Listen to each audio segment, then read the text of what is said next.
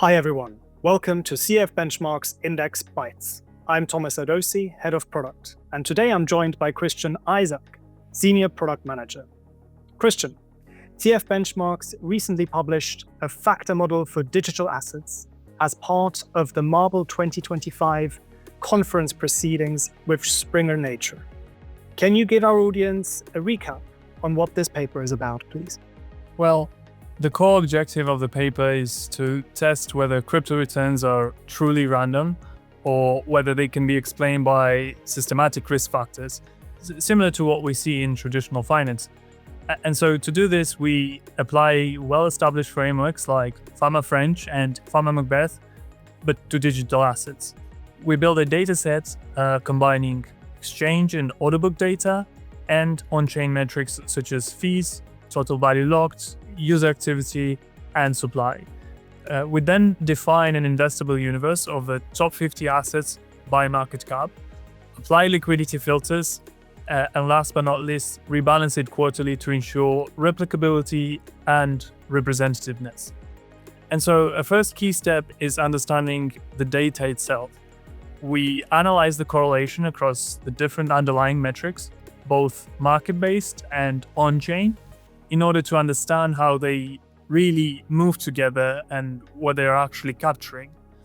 This is important because some metrics can be very, very closely related, and this step sort of ensures that we are not effectively measuring the same thing multiple times, and that any combination of metrics is economically meaningful. Okay, so it's about establishing an understanding of how these variables are related in a robust fashion. And then what's next? Exactly. Once we have this understanding, we then proceed to determine which metrics are really relevant for each factor. And we do this by testing a wide range of individual candidate metrics, including multiple variations of the same metric, such as different normalization or smoothing approaches.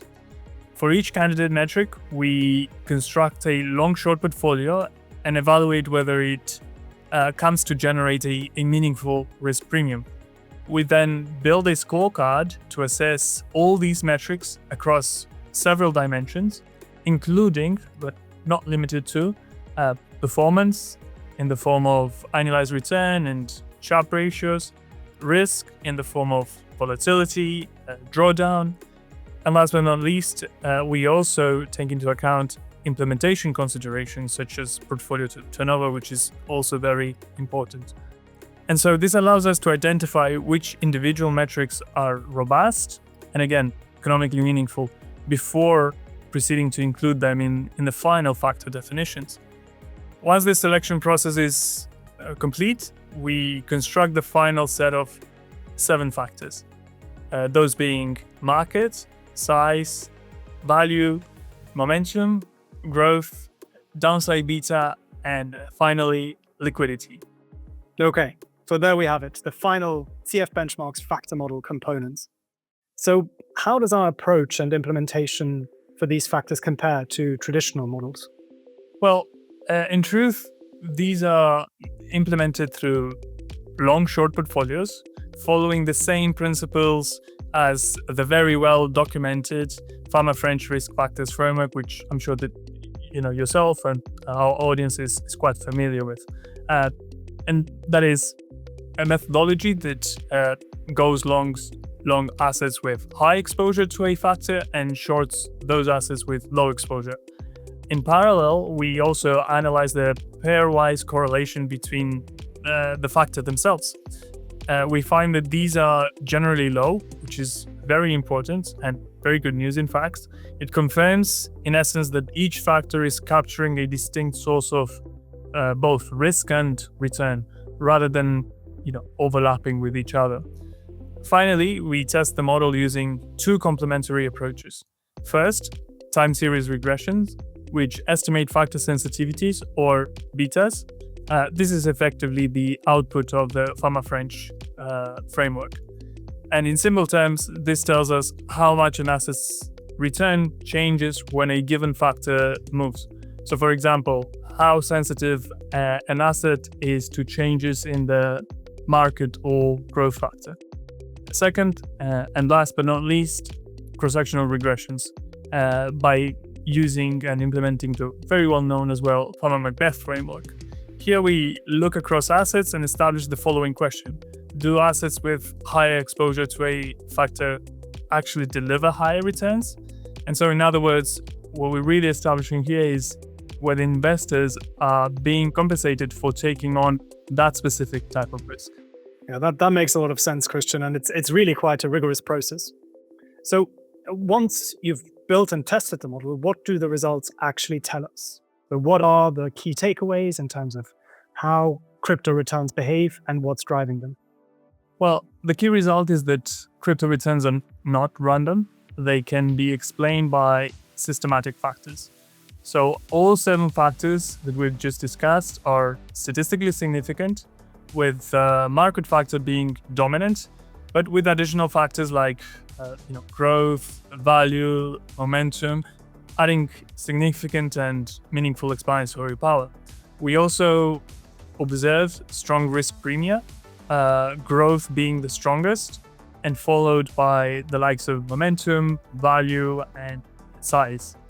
And so importantly, and as mentioned earlier, these factors are not highly correlated with each other, which means they capture distinct sources of risk and return. In terms of explanatory power, the Fama-French model, which are the time series regressions we discussed a few moments ago, show improvement in explanatory power by roughly 10 percentage points versus a market-only model, which is actually very much in line with what we observe in traditional finance.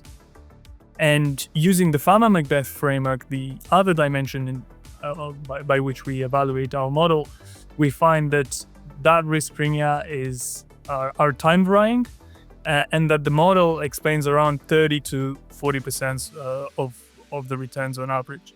And so finally, what I'd like to mention as well is that the alpha from these models is mostly insignificant, which effectively suggests that the model is capturing the core drivers of returns rather than leaving unexplained residuals.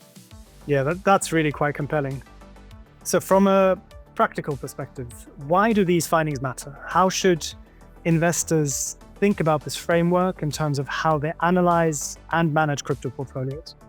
Sure. Well, this is important because it really moves crypto away from a sort of narrative-driven asset class toward a more systematic, data-driven framework, if you like.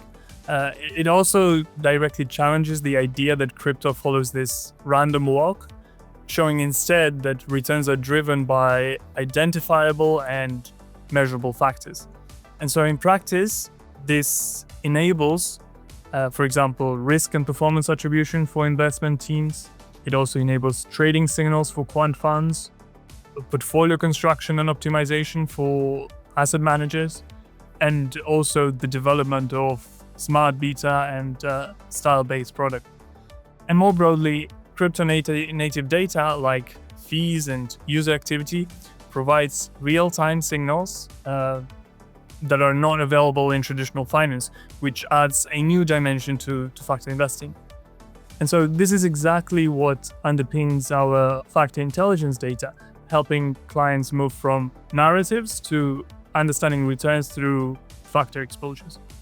Thank you, Christian. That's a great overview. So, in conclusion, the paper shows that crypto returns can be explained through systematic factors, bringing structure, transparency, and investability to the asset class. Thank you for watching, and we'll see you next time on CF Benchmark's Index Bytes.